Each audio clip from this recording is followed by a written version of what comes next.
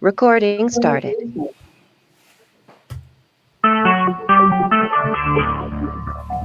Talk show.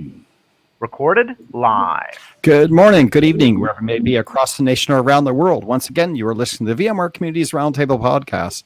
This is podcast number 550. My name is Eric Nilsson, and with me today I have my co-host, Matt Lungeth. Today's Wednesday, April 7th, 2021. Matt, how you doing today? Eric, I'm well. Things are moving along swiftly in Pennsylvania with all things vaccination and whatnot. So the state here, I understand from some announcements I saw in the news yesterday that things out your way, according to the Governor Newsom, should be somewhat back to normal by the middle of June, or so he hopes. Things are progressing along almost like a steam train. And speaking of trains and whatnot, we have Steve Hegarty today on the show with all things VxRail monitoring and alerting. But before we get to all of that, how are you, sir? How are things out there? And most importantly, what is the color of the bay? Hey, it is going well here. California is moving forward with vaccination. I did get my first shot, a little bit of a sore arm, but other than that, we're good to go. And they are announcing vaccines for everybody after April 15th. So, and they seem to have supplies, so it's possible to get appointments. So that's actually a positive thing. Everybody's kind of excited about that. It is a nice, beautiful, sunny week. A little bit windy today, so the bay is choppy, green chop today because we got quite a breeze going on. But a little bit of cloud, a little bit of sun. Not supposed to get completely sunny till I think next Monday. So we're still in that getting through winter time. But other than that, it's going well. So yes, I'm excited about today's subject because VxRail and monitoring alerting, I think, uses vCenter plugins. So we'll get to talk to Steve about that. But before we do that, hey, Corey Romero, how's it going? I know you guys have been doing some VXpert stuff. So what's the weather in Utah and what's new with the world at VXperts? Yeah, a lot of stuff to talk about with VXpert here in a sec. The weather in Utah is crazy, right? So we went from a 75-degree weekend to a 30-degree Monday and dumping snow for a day and a half, back to 70 degrees today. So winter in Utah kind of takes a little bit of time to get out and turn into spring. So, but I love it. It's great. As far as VXpert's concerned, we've got a lot of stuff happening. So I'm currently building out the VXpert Facebook and LinkedIn groups for the VXpert Pros. All the details are in the email about that. Once that's done, I will reach out and get everybody invited, and we'll get those groups kicked off. I'm also sending out a sign-up sheet for development on the VXpert platform. And so I'm kind of waiting for that, for a few things to happen with Martine and myself, and then we'll start doing that. We'll get sign-up sheets, we'll get some training, and then we'll go over the list of features and bugs we need to fix, and we'll get that going. I'm currently going to be also reskinning VXpert for VMware branding. So you'll see that the website come up here in the next month and a half with new branding for the top and bottom, for the footer, some new colors. It's going to be a really nice site. Slack channels for all the VXpert sub-programs are all completed. So all of the channels have been updated. So if you're not in that channel and you're in a VXpert sub-program, or even not in the VXpert Slack channel for some reason, make sure you go up at the top of the VXpert site, click the Slack invite, and if that doesn't work, reach out to me, cromero@vmware.com, and I can fix that for you.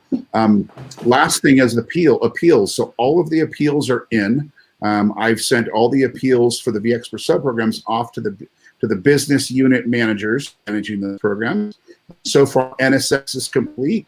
Everything else is still waiting. So we should have that hopefully by the end of the week for everybody and all those results.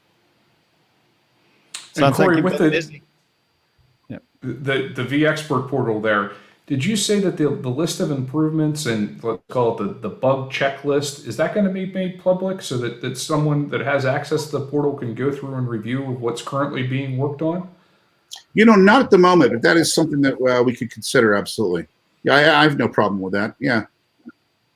Yeah, sure. Just so if someone that is, I saw this particular bug and maybe you're getting multiple submissions on it, if it would be made public that you could look at it or they could reference that list. Oh, hey, they already have that it's been brought to their attention. Yeah, absolutely. So I think what I'll do is I'll put together a blog post, right, and go over what list of improvements and bugs that we're going to fix. Fantastic. Yeah, thanks for that, Matt. Appreciate that.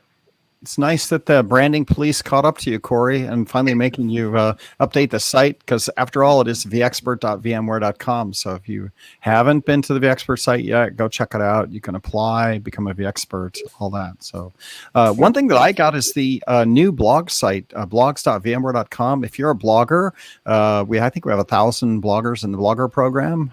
If you're a blogger, we updated the RSS stream. We have the affiliate blogger page now, and we also have the main corporate blogger page. You can check it out if you're a blogger. All the feeds still work. There's still one RSS stream. We're encouraging people to sign up for that, all our customers. So if you're a blogger, go check out blogs.vmware.com. You'll see the new refreshed look. We are feeding images into the blogs, so if you're a corporate blogger, we also highlight blogs on the right sidebar of the affiliate blog page, so go check that out. We released that last Friday. That's up and running. If any of your bloggers notice a drop off or increase in blogger traffic, please let me know. Remember, you can give us that. We have keyword filtering now, so that we can filter out competitive blog articles and so forth. So if you notice any difference in your blog, please reach out enielson@vmware.com, or more importantly, send mail to C. Romero at vmware.com, because he loves lots of mail. So make sure. All right. Yeah, Matt, the blog site, it looks beautiful. Right. Yes. Yeah. It's a very nice site. Very pretty compared to the last one. Yeah. We're now up to brands. We got caught by the brand police as well. So, have fun doing your VXpert app. Yep. Matt, anything else in the news before we get to Steve? Yes, quickly, April 22nd to the Northeast Regional VMUG Virtual User Con.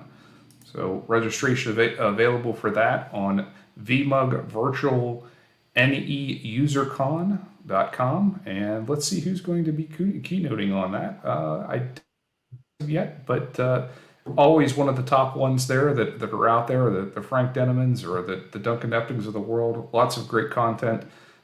If you have the time available, consider registering. Again, April 22nd. Fantastic. Speaking of live events or events and VMUG events in general, I was in a meeting this morning. I can't say who I was with, but I was with a meeting, and they were having corporate discussions about changing the in-person policies. So again, with vaccination rolling out and so forth, they are going to start rolling out support for in-person events again. So stay tuned for that. I know they're having discussions around it, and I know they're going to make some announcements around that as well. So you can see over time that we'll start turning back on in-person events.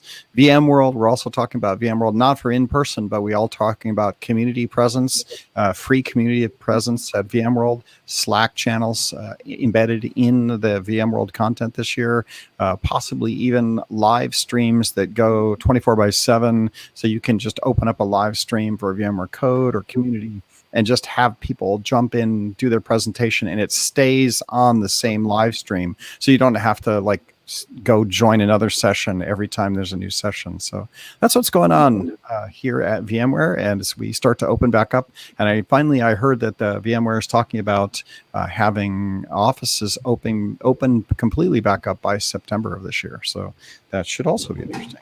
All right. With that, let's get on to our guest. So let's introduce Steve.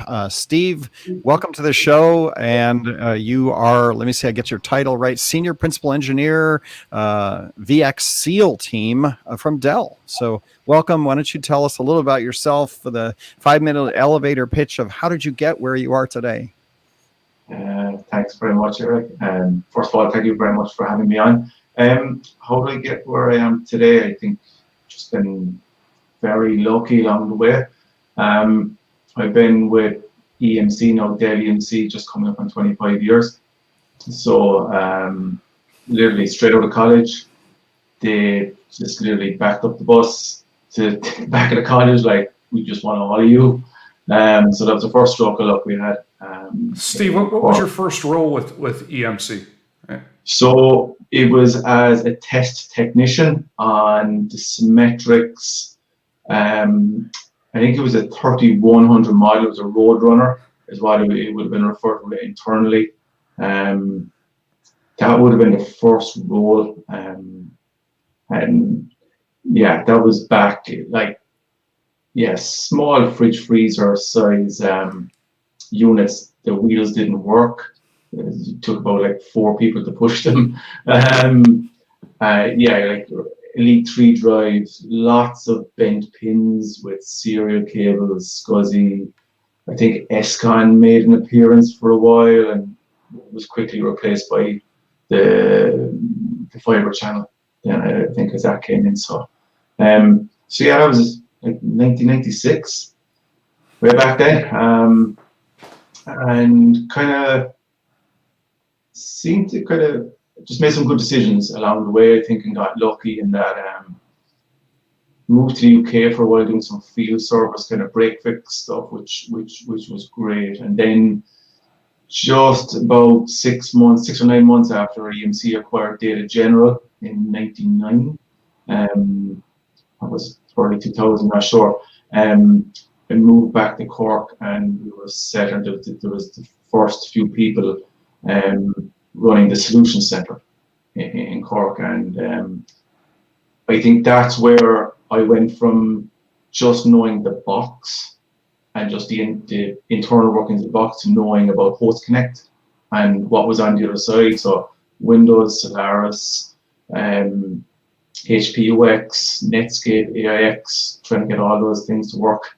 But it was working on Clarion, so it was great. So I was, spent a number of years just working on the Clarion systems then. So Clarion turned into VNX after a while, and doing a lot of demos and proof of concepts. So for customers, so yeah, EBCs, proof of concepts, demos, mishmash of all of them really, which was great. It was literally just a playground. You just got to play with stuff, and literally all you could do was learn and make mistakes, and nobody got hurt. So it was great.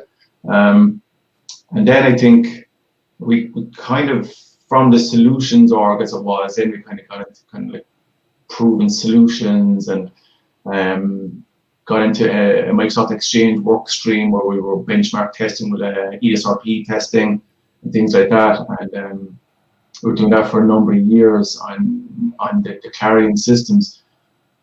And I think it was, I don't know, I think we would have started working on VMware then. I think it was just before ESX3 came out. I was in a training class in RTP, North Carolina, like sometime, I don't know, I'm going to guess around 2005, 2006. It sounds about right with 3 release. Yeah, it was just as the 3 release was coming up, because I think we did a 2.5 course, but the instructor was saying like, a lot of this is way better than 3. So so then what was interesting, then we actually ran a lot of the exchange testing on VMs, which was great from us from an engineering point of view, and seeing that it actually ran faster. So that was my first introduction to politics, in that we weren't allowed to publish anything. Microsoft just said, nope, not going to happen. So I think it was a few years after that before Microsoft got on the virtualization train, kind of stuff like that, so we were able to post those numbers. Yes, I did a lot of that solution validation work, which is great, because I wasn't affiliated to any one product as such. Like we were in the solutions org, so whatever the applications were, the host systems, the SAN, the fabric, whatever it was, it didn't matter. We were just interested in the install, config, optimize, back it up, data protection, DR, whatever. It's great. So fortunately, I would have got to speak at VMware the MIA in 2009, which was, I didn't appreciate at the time how lucky it was to have got that gig. It was in a huge room, which I was expecting maybe I got like a room of 50 people or something. That would have been nice. But no, it was a room. What was the topic at the time? What did you present on? I basically presented on too much. So it was virtualized exchange on Clarion being replicated with Recover Point using Site Recovery Manager, which was like That's a book. more. That's not a presentation. That's a and book. like so my mentor for that section was Lee Dilworth, and Lee had made the point, was like, Steve, there's a bunch of stuff in here. Like some stuff you want to take out, and at the time I was like, no, it's all vitally important. The people need to know this. So that session was great. It was nerve-wracking. I don't necessarily have the problem as much now, but I used to stammer quite a lot. So getting up there on the pedestal, mic'd up, spotlight was absolutely just nerve-wracking, right? I think I kind of settled into some bit of a breathing pattern, I think, after about 10 or 11 minutes, I'm not sure.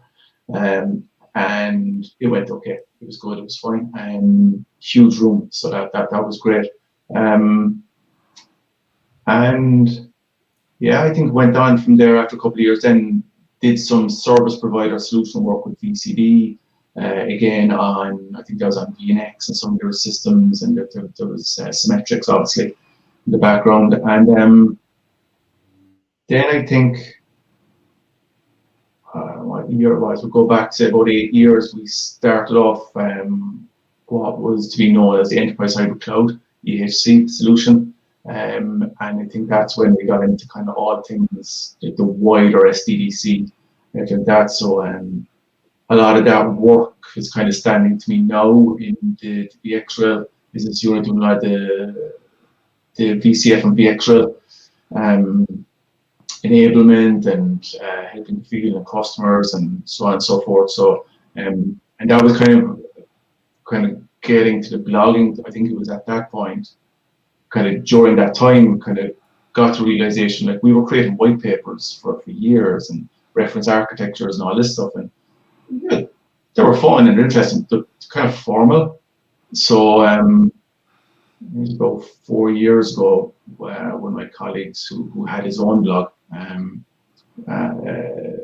he was kind of saying, yeah, come on, you know, it's easy, set it up, you know, WordPress, blah blah, get done. And got to like it because it meant you could kind of be a bit more informal and kind of just talk about stuff the way you might do in a workshop or with an EBC with a customer, and just, you could be silly or you could be, you know, just put bad memes in there. It's your blog, it's your brand, like not taking it too seriously, but it was like, if the same questions keep coming up, or that there's just kind of gray areas between what the field need to know. So my target audience has always been kind of our own pre-sales folks and partners and the customers, but it's just like, none of it's rocket science. It's just like, this is, you know, if you need to know how to connect A to B and C and D, it's just putting that stuff together. It's stuff that people would have asked me over the years, and I just said, look,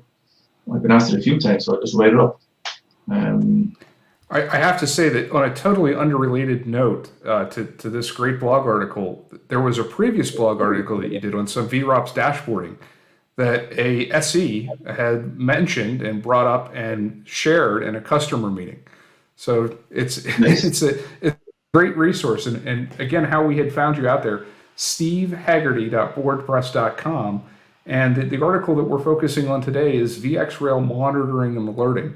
So do you want to dive into a little bit of that? Like, let's talk about from all at a 30,000 foot view, all of the monitoring and alerting options that are out there for VxRail, and then we can dive into to each individual element and how they might offer one advantage over the other, or how you combine them for an optimal alerting experience, so to say. Because it seems like there's several different ways to consume this alerting information off of VxRail. Yeah, and like, yeah, so I suppose, you know, there are many other third-party products and other vendors' products out there that will provide a large amount of that information also. But I was kind of going on kind of a lot of the products that I'm used to working with. So I do work with VROP since, I think it was VCOPS 4 that's something, you know, and you know, I just thought the dashboards looked good. I kind of got attracted to it that way. But again, like, we have questions coming in from our field folks and the SEs, and they're so busy with so much stuff going on, and like, you know, questions come in and go, I heard about, you know, like what's in about one of the topics I talk about is the VxRail, my VxRail portal, which initially started out as VxRail Ace, just a year or so back, and then was rebranded to VxRail Software as a Service Multi-Cluster Management.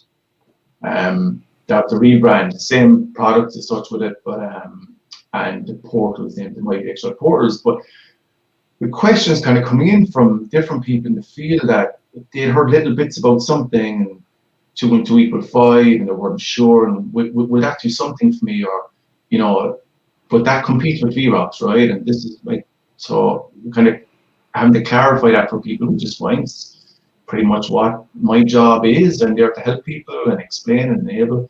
So from the post point of view, I wanted to, like, I read it back again today for the first time in a while because it was coming on here, and I think I did okay in kind of stepping through or kind of going through the layers of it. I wanted to take it from the kind of high level down into, you know, this is what you can do with my VxRail, this is what you do with VROPS and Log Insight, and at the core of it, you have your vCenter server. Things like that. So I kind of did it the other way. Really, I started with vCenter, because that's the way a lot of the conversations have gone with people in the field, in saying, you know, they might say, look, my customer needs something, they need that will alert them, send an email, and will this product do it, will that product do it? And it's kind of going, well, yeah, yes or no, depending on what you want it, but like, you do realize you've got this with vCenter anyway. Like, as in, you have a large amount of this with vCenter without buying another product off the shelf, or having to kind of get somebody to kind of skill up on one of the other products. So that's where it started with, is to look, the message we want to get across to kind of our own folks and VxRail users was the absolute minimum you should be doing is configuring your alert thresholds within vCenter, and like just basic stuff like you know, and I think that's the main example I have, and it just is your storage consumption and your available capacity. You know, just let me know when it gets to 70%. You know, just send me an email, and when it gets to 80%, shout a bit louder at me, kind of things like that. So you know, we do different kind of Let me situation. let me jump in and ask a question or two, just to frame it, so the listeners can kind of get the essence of the blog. So the first thing that I would want to say is like, hey, I love your blog, and I love the idea that you just. I come from the days of Solaris, back when monitoring, there was a bunch of different solutions, and it was, you know, making sure you had agents, and you had to choose HP, you know, or somebody else that was providing this, and then set up agents. But if I really look at this is, you know, your article just takes you right down to vCenter with the VxRail plugin, right? And with you have VxRail plugin, you just get a nice plugin that's right in vCenter. And the question that I have then is, if you're using the vCenter server, you've got the plugin, do I have to set up anything on VxRail, or does VxRail already have, you know, agents built into the hardware, or where is that communication protocol happening that picks up all the data and serves it to the vCenter server plugin? Well, I'm glad you asked that, because that's one of the benefits of VxRail, where you get your automated deployment and it figures all of that stuff for you. It's that's all set up in the initial configuration. When the VxRail is deployed, it'll set that up, and you have your plugin within VxRail. You navigate to it. That's what you would use for your system upgrades, for your cluster expansions, and to jump to the VxRail marketplace, to get your various system details and host details of your VxRail nodes, as well as configuring your secure remote services for your dial home to customer support. So that was one of the things that kind of underpinned some of the content in this post, is that yes, there is the dial home functionality, so customer support will know when there's a problem, but you kind of need to be a bit more proactive, or be aware that it's pretty easy to be more proactive and get ahead of the any potential failures or issues or anything like that. So is that an option? I notice, you can enable the plugin and then you get view of your VxRail systems. Can I then disable, enable, Dell watching over my machines as that service? There's no kind of watching over the machines in terms of nothing intrusive to vCenter as such. It's just when you view to that, or when you navigate to that VxRail view, then you just get the all like whether you select in the navigation pane, whether you're selecting the cluster level, the data center level, or the vCenter level, is context sensitive in regards to what it will display and what it will show on the content pane. So like it's not intrusive. It's something that it's seamless enough in how it just integrates into vCenter itself. It's there. VxRail Manager in itself isn't something you're going to on a day-to-day basis or anything like that. It's there to monitor and manage the VxRail specific side of things. But for the occasions where you do need to complete some VxRail specific tasks, you can just browse on over, just navigate over to that to the VxRail plugin itself. Okay, so you have in your blog on-premise versus off-premise SaaS, right? So I guess there's that choice that you have between just using the plugin on-prem versus using off-premise SaaS that gives you the My VxRail view. Yeah, and I mean, so you have the VxRail plugin locally on premises anyway. You have that. That's there. It's there for managing that particular VxRail. Right. Okay. So, and that was where kind of one of the drivers for My VxRail itself was requests from customers saying, well, look, I have this very large VxRail estate, and for me to manage all of those or to lifecycle them and upgrade, I have to go to the vCenter for every single one.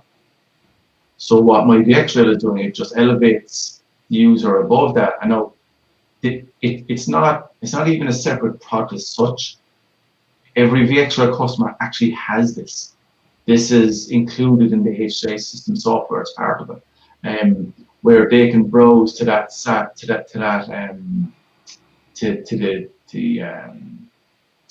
other cluster. As I think of the old ACE one. And they can log in with their Service 360 details, and they will then get that 30,000 foot, 4,000 foot, whatever you want, view of all of their VxRails from the vCenter down as such. And like, just even to view it, so there's a ton of stuff it does in terms of kind of machine learning, and there's also a massive lifecycle management portion to it also. But it's just even to be able to give people the high level view of green is good, red is bad, yellow, orange is something you need to look at. That's why wouldn't you want that in terms of it's not something you're going to come into, you're going to rust your desk every day to look at. But what I mean is that it's something that it's zero lift. You don't have to do anything other than click the link and log in with your Service 360 details. So, and that was in direct response really to the customer feedback and the input, and saying that they can now, let's say on the first phase of it, so when VxRail, when it came out as ACE first, it was just the monitoring side of it. Now, important to note, it's not real-time monitoring, because there's telemetry information sent back like every half hour, or 24 hours, depending how it's configured. So that would be one of the immediate differences it has with VRAPs. I think that's why it's not intended to replace a real-time monitoring tool, but in terms of giving you that high-level view across your VxRail estate, it's absolutely simple. So it'll give you an amount of performance metrics and also anomaly detection, which is really nice. And they're also, so basically, if there's any spike or drop in performance, out of the norm. So the anomaly doesn't need to be bad. It just means it's something different from what the machine learning side of things is saying. Look, I'm getting your telemetry every day, and I've never seen a spike like this. This is an anomaly. Now, that could be just because you've onboarded a new application, or it's like the first few times if that becomes a regular occurrence, it could be month-end processing or a maintenance window, whatever it's going to be. The back end of my VxRail will then acknowledge that as being, this is a pattern, this is expected, and it will cease to flag that as an anomaly. So it's just really easy from that monitoring point of view. And then there's a huge part of it where a lot of the real kind of the heavier lifting is done in with lifecycle management. So what you can do is you can orchestrate all of your VxRail upgrades all from the My VxRail portal. And that's another very important distinction between I don't confuse the two, or I understand the difference between the two, but when people go, well, is it VROPS or My VxRail? Well, they're different. They have different purposes. Yes, My VxRail does give you some green, yellow, red stuff, but My VxRail, you know, the real meat in it is what it's doing for lifecycle management. And what it will do is that it will orchestrate, or it's capable of orchestrating your upgrades across all of your VxRail systems. So you can prep and prime your systems months, weeks, days ahead of time, and it'll push the new VxRail bundle out to your VxRail systems. So it's sitting there. So when it comes for the time to upgrade in the maintenance window itself, you've been able to run all your pre-checks remotely from that portal, and you've already pushed down the bundle of code. It's sitting there waiting for you. So it gives customers that extra kind of comfort buffer that, yeah, we know we're in a good place. We're not going to have somebody who's going to arrive on site and the first thing they tell us is, actually, I can't go ahead with this because there's a problem. You know, things like that. So that's been very well received across all of our customers. So Steve, why would, in this particular instance, what would be the advantage or disadvantage if my cluster was already up to 7 and I wanted to take advantage of Lifecycle Manager to orchestrate the upgrade on the cluster? What's best practices there? To orchestrate that with my VxRail, or to use Lifecycle Manager, or do I have a choice? Or does it depend on the size or the scale of the upgrades that we're trying to orchestrate here? Whereas maybe VxRails or my VxRail is meant to use more of wide cluster or multiple cluster wide deployments, and Lifecycle Manager is more focused on that given cluster instance. Is that how I understand that? So yeah, it's good question. So going back to the why VxRail ACE was rebranded to Software as a Service Multi-Cluster Management is because they wanted to be more descriptive of what it actually did and does. Okay, so you could run multiple cluster upgrades in parallel. Okay, so you have the choice. You don't have to kick them all off at once and everything. So all that, so that's one side. Okay, so just at that level, because there's another question on the LCM in the middle. So the VxRail LCM is all managed through VxRail Manager. Okay, now all my VxRail is doing is calling it. It's not reinventing the wheel. It's literally just it's making the calls down to saying, hey, making the API calls saying, okay, do this, do this, do this. So there's no, it's not another lifecycle tool that's, you know, that needs to be compatible. It's an orchestration engine as such at the top level. It's a VRA for Lifecycle Manager, almost in a sense, right? Yeah. It's orchestrating through what I'm assuming are API calls to those individual clusters to orchestrate lifecycle management. Absolutely, yeah. And it's leveraging all of the VxRail Manager capability that's local to that system. Okay, but it's just giving you that ability from very high up. So you mentioned the LCM, and I assume that's kind of towards kind of VLCM. So what VxRail doesn't leverage VLCM today. Okay, so all of the lifecycle management is all driven through VxRail Manager. Okay, so that will like each VxRail bundle that comes out is is a known good state, or can be referred to as a happy state. So there's been like thousands, I think what was the numbers on it, kind of the engineering effort into it, up to 25,000 engineering hours per release. And it's providing you a composite bundle of all of the necessary drivers and firmware and everything from top to bottom, not just the hypervisor layer, but down into the hardware layer also. And it's tested them all until it got to that one happy state. And that's the known good state that we're able to upgrade to. And that's the state that it uses as its target for the upgrade. So sure, you can see where we've taken a lot of the knowledge from VxRail Manager and applied it over what was the ultimate Lifecycle Manager product release with known good states, right? Where it's sort of developed where you have that baseline within the cluster that you're going to use. That then, depending on what the integration is there as far as your ILOs or your iDRACs and whatnot, to get to that known good state from the firmware and BIOS level up. Whereas VxRail Manager has done that for quite some time. Now we're taking that to the similar technologies or the same premise, we can say, and then applying that to non VxRail implementations. Yeah, it's almost as if it's been co-engineered.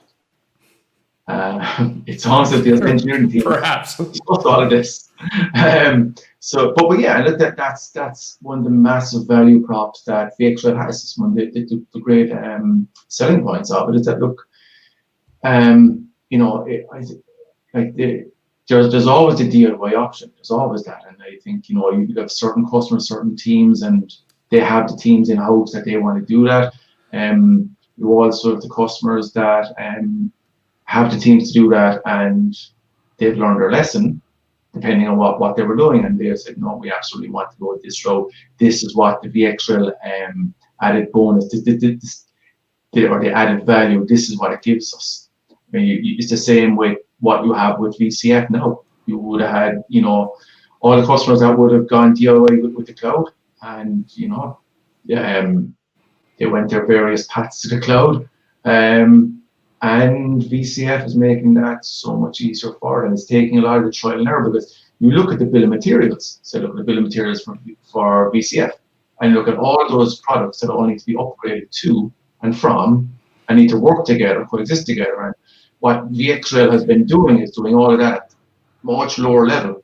So VCF turns into a full-time job for the infrastructure team to manage that HCL. Exactly. And we take care of it all. Yeah, and so it just makes it easier for that infrastructure team that they don't need to put as much repetitive effort into it, that it elevates them to the point that they can get on with a lot more of the other work that they probably want to do.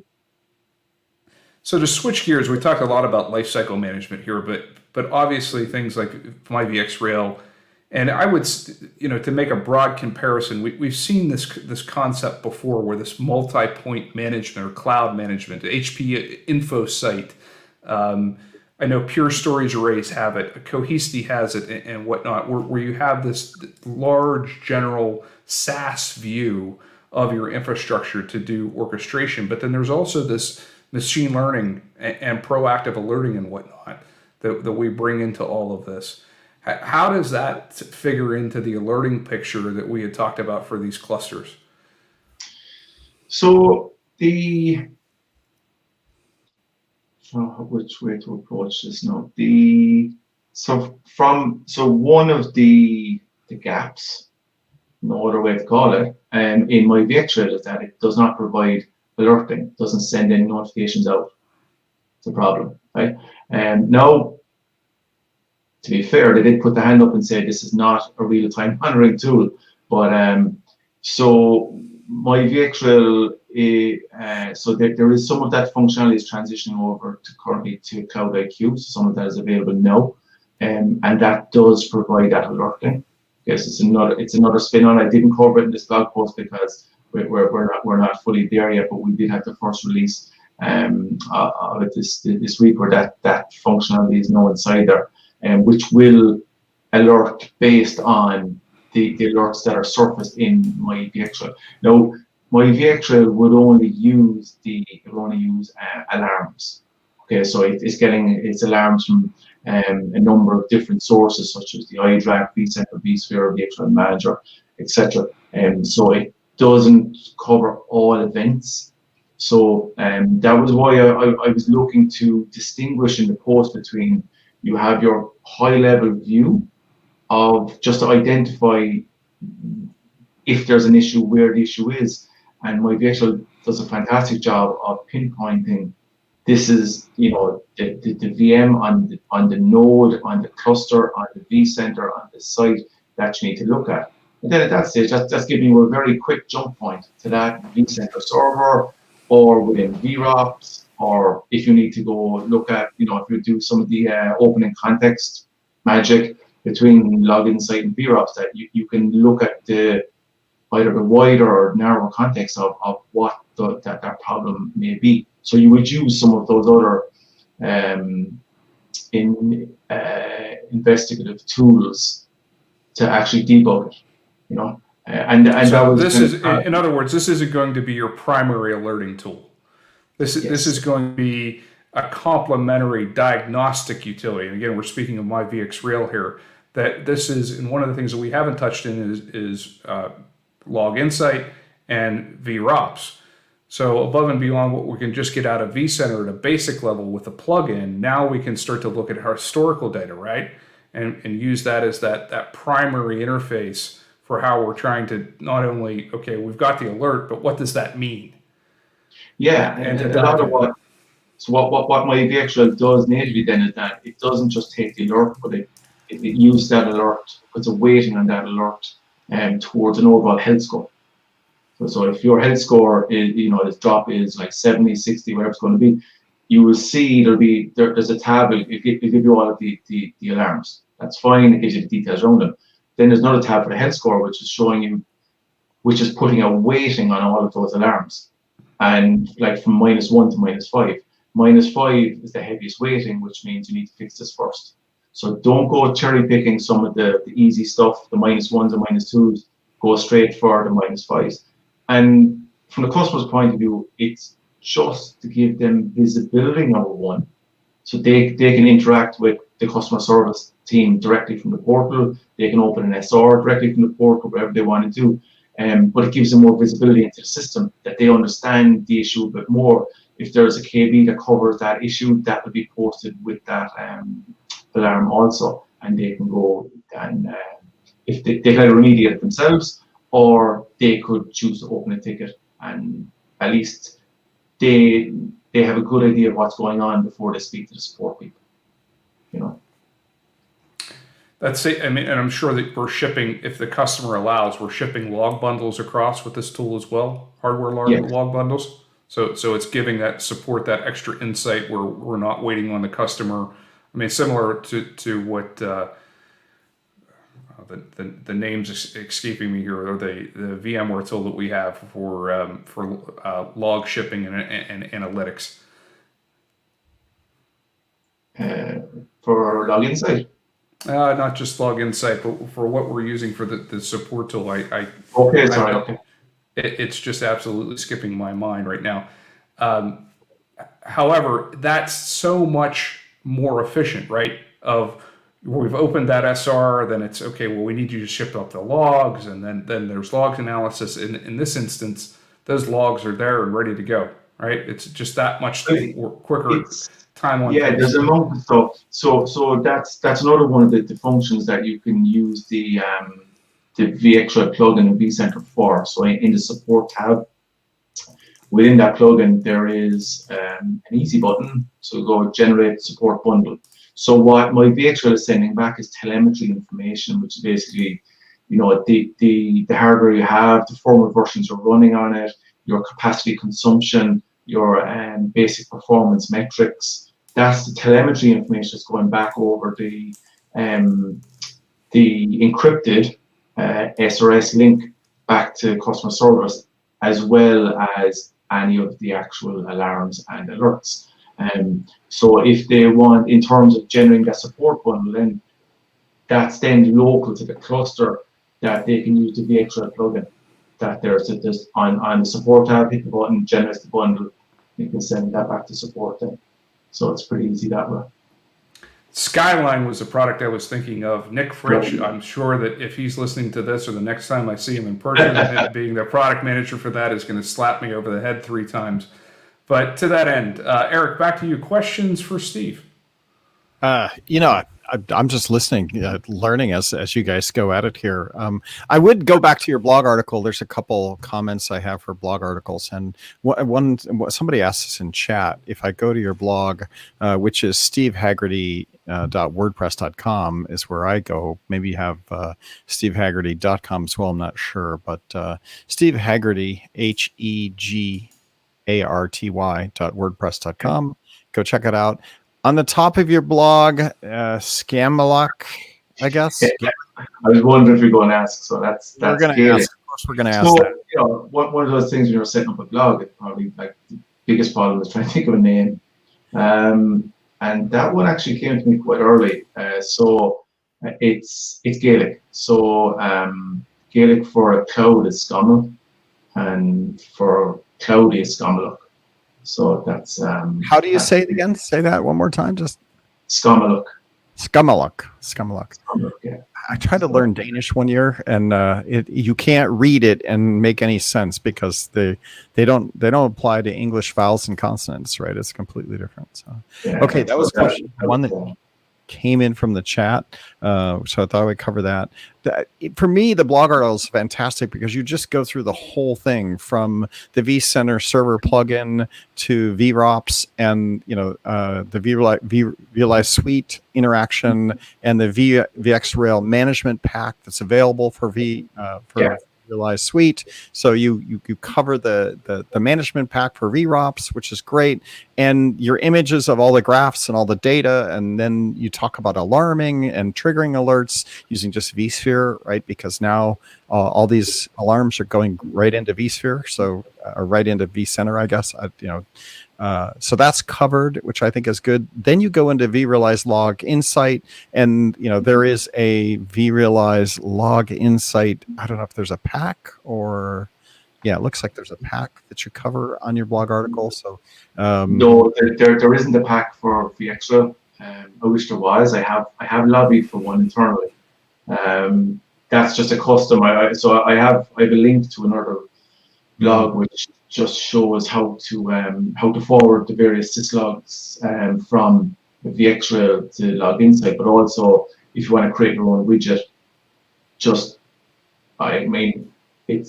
it's fairly basic stuff from my point of view. It's like just setting up a filter to look for certain source, and just to set up something that will give you some visibility in terms of the VxRail events that are coming through. But so it's just some custom work that, like, there's so many people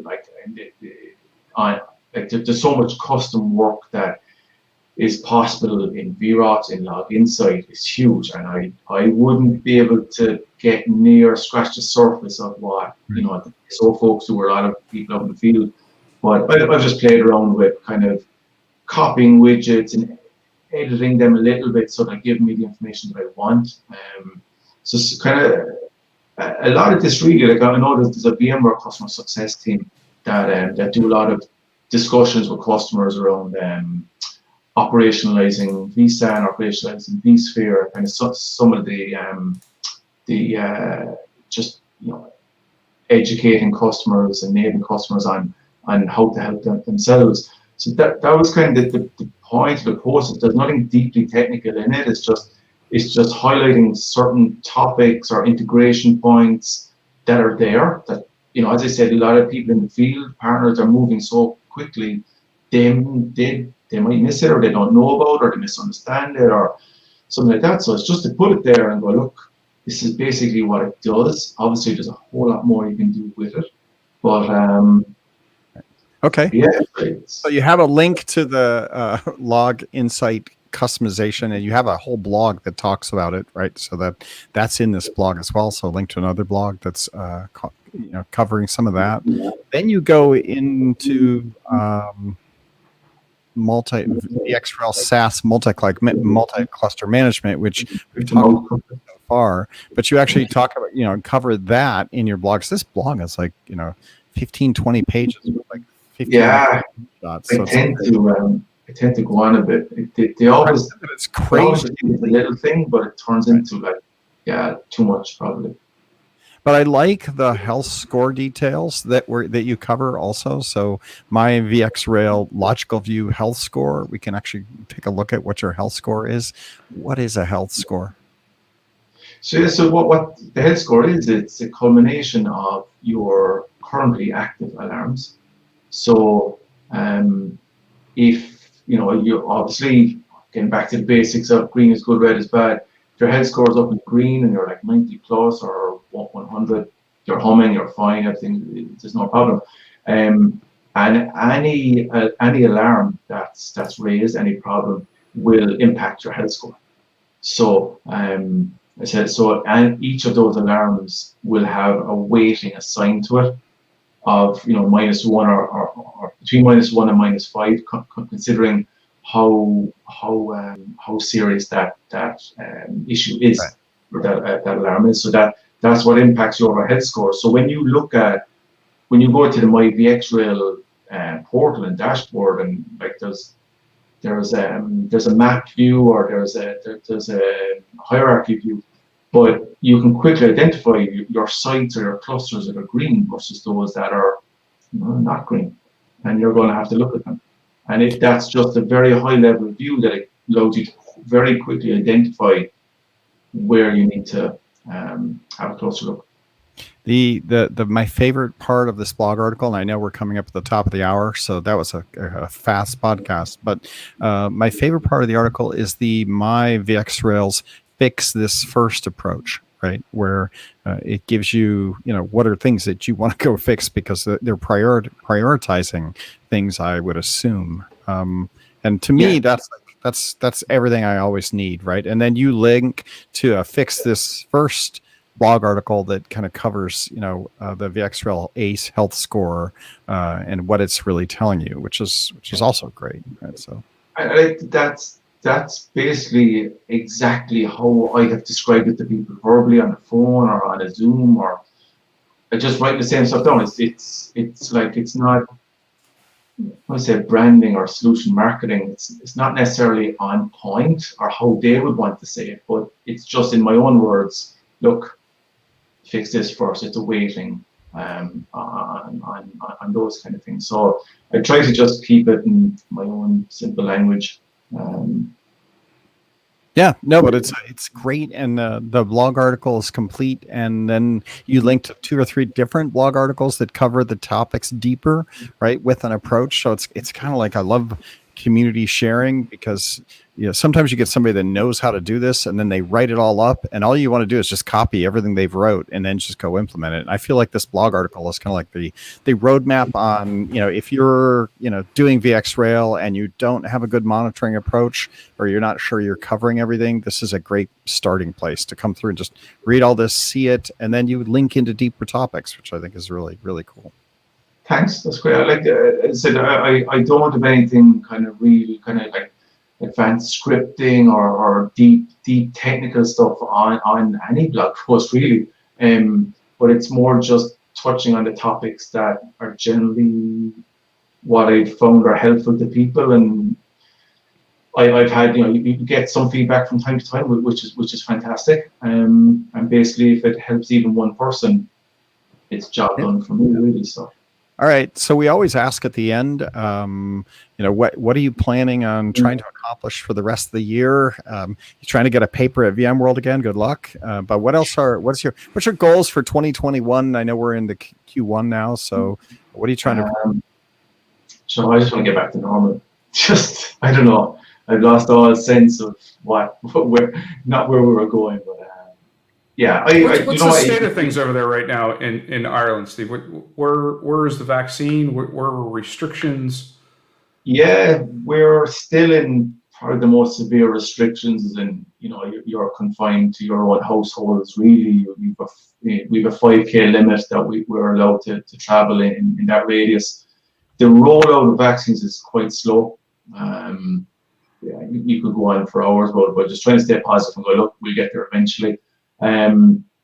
It's still quite locked down, but I think there are some easing of restrictions from the 12th, which is next Monday, I think. So I think some of the construction industry will officially be allowed back to work, and I think the distance will be greater. I forget that there's a couple of minor enough, but there's kind of a plan. There is a plan for as we gradually exit this, but it's really, as far as I understand it, and I'm consciously not listening to the news a lot, and I've tailored my Twitter feed, just anyone complaining, gone. It's very dependent on the take-up of the vaccines and getting the vaccine rollout. I think once they surpass a certain percentage of that, I think then that opens things up. But other than that, it was raining again today, but spring had sprung, so it doesn't take much to get us into shorts and t-shirts. So, Steve, yeah. I love your honesty. That is the most honest answer I've ever heard. What are you trying to accomplish? Most people give me a little laundry list of things they'd like to accomplish, but the truth is that's all I want to accomplish. Could I get back to normal, whatever? And I forget what normal is, but I'd like to define what normal is, and then I'd like to get back to it if I could. Yeah. I generally don't do long-term career plan stuff. Anyway, I've been very lucky, very happy in in all the roles I've had, and the current team I'm with. It's fantastic. So if as long as my boss is happy, I'll keep doing, and we'll just see where it goes. Nothing wrong with that. Just being All right. content sometimes where you're at. Matt, why don't you ask the question you always ask the guests at the end? Steve brought it up. It was the perfect prompt. He had mentioned Twitter. So Steve, if you would mind sharing, we've obviously talked about stevehegarty.wordpress.com, but if they'd want to follow you on Twitter as well, what is your Twitter handle? Twitter handle is @HegaSteve, which is HEAGA Steve. That's my Twitter handle. It's up on the blog site anyway.